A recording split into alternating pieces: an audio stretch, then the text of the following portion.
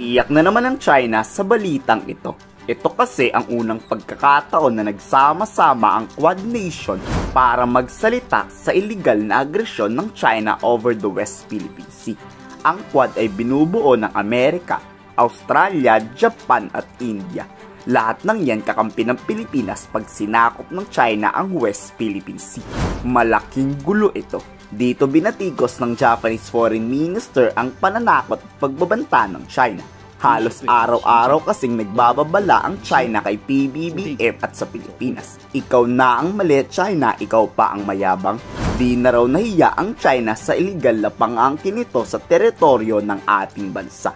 Dito kung may gagawin man ang China na makasira o makakapatay ng kapayapaan, aaksyon raw ang Quad Nation ng naaayon sa batas. We stand ready to respond quickly to emergencies in the region.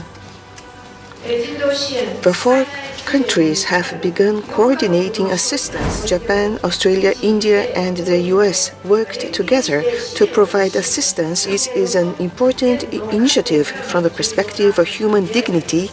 WPS agenda is also clearly stated for the first time in the Quad joint statement.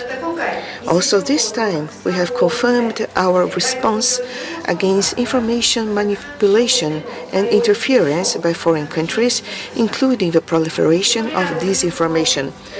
These cooperation are also essential pieces to maintain and strengthen the regional order. Nasa oras tayo ngayon na gustong baguhin ng China ang kautusan ng buong mundo, na kung saan China ang tinitingala ng lahat. China ang bossy, China ang masusunod. Di raw hahayaan ng Australiang baguhin ng sino man ang international rules-based order. We live in a time where our world and our region is being reshaped. Conflict is risking lives and is costing lives, and long-standing rules are being bent and twisted or broken. Countries face coercive trade measures, unsustainable lending, political interference and disinformation. All of these encroach on the ability of every country to exercise its own agency, to contribute to regional balance and, most importantly, to determine its own destiny. For Australia, this Quad partnership is central to how we respond to the circumstances we face, and it is critical to how we influence the shaping of the region and the world in which we live. We want a peaceful, stable and prosperous region, a region where sovereignty is respected. Bantay sarado ng Quad Nation ang anumang galaw ng People's Liberation Army China. Makakaasa raw ang anumang bansang kaalyado ng US at Quad na re-responde ang Quad sa banta ng pagkasira ng kapayapaan sa Indo-Pacific region. Dito mas papaigtingin ng Quad ang pagbabantay sa buong katubigan ng Indo-Pacific.